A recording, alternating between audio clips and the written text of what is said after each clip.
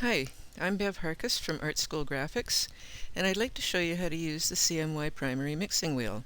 CMY relates to cyan, magenta, and yellow. The mixing wheel is a tool which helps you learn how to mix colors and create harmonious color combinations. In Part 1, I will explain the layout of Side A, pure colors, and tones. The top wheel contains 4 cutaway areas. The top 3 are an equal distance apart and allow you to see the primaries, secondaries, or tertiaries, or colors in between, at a glance. The top one sports a key color arrow that allows you to point to your color of choice.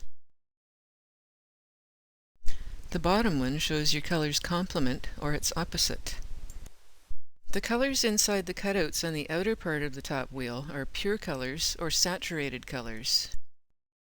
The inside cutouts show tones or broken colors.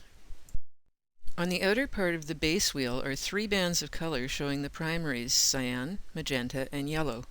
These are called primary because they cannot be mixed by any other pigments, but using these 3 colors you can mix all other colors. If you look at each band, you will see that it is larger in the middle, then tapers off at the ends. This represents the relative amounts of cyan, magenta, and yellow that make up the colors below them. For instance, if you turn the color key arrow to yellow, you will see that the yellow band of color takes up the whole space. Turn the key color arrow to orange. There is a wide band of yellow and a narrow band of magenta, showing that this color contains more yellow than magenta. If you look closely at the orange section of the Pure Colors band, you will see that the percentage of cyan, magenta, and yellow are listed. C0, M50, Y100 means cyan 0%, magenta 50%, and yellow 100%. The percentages are shown for each color on the Pure Colors band. Turn the key color arrow to yellow. You'll see the 3 other cutout areas on the top wheel. The one exactly opposite the key color shows the complement of yellow, which is blue.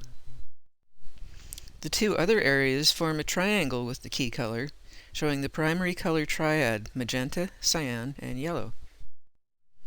If you turn the key color arrow to red, you will see that the opposite or complement of red is cyan, and red, green, and blue form another triad, the secondary colors.